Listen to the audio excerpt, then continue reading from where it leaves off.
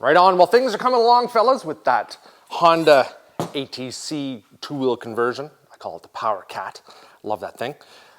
I've got the rear sprocket and the disc brake. I've welded up the axle shaft for the rear of the machine. I kind of went heavy duty on it. It's probably a little bit overkill. It's actually very heavy, but it's the first one I've done. And I want to just see, you know, what kind of punishment it can take. I'll probably go a little lighter on the next build. I have another one planned. Don't laugh at my welds. I only weld once or twice a year. And you know what? When you do that, it gets a little sloppy, popcorn-like. But it is what it is. So I've got a keyed shaft in here, and I've got these two collars on either side that I ground down enough that I could sort of slip inside this tube that I had cut off at the local steel supplier. I'm using these collars on either side. Got this pillow bearing. It's going to slip on there. This is a 3/4 inch shaft. And here's a little retainer for the pillow bearing. I'm going to weld up these collars, and I've pretty much cut this to the exact length that I've needed to make this whole thing work. Like I said, a little bit overkill on these parts, but you know, that's just the way it is. I'm liking the way that this disc or this rotor fits on, as well as that sprocket. Now when I do weld that collar on, I have to make sure I have enough room to slip those on, but they should be pretty good.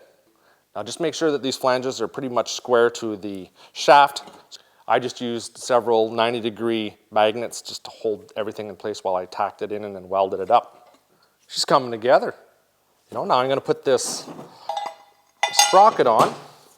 I've got some grade 8 bolts here. I'll use these and I'll install that.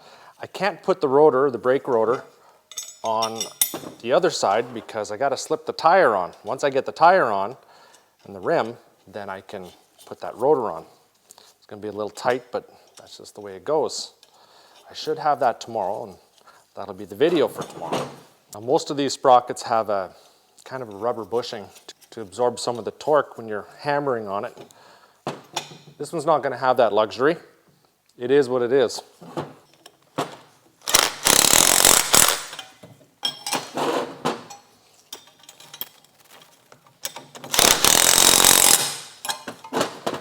I can get a few more things done before I get that wheel in here.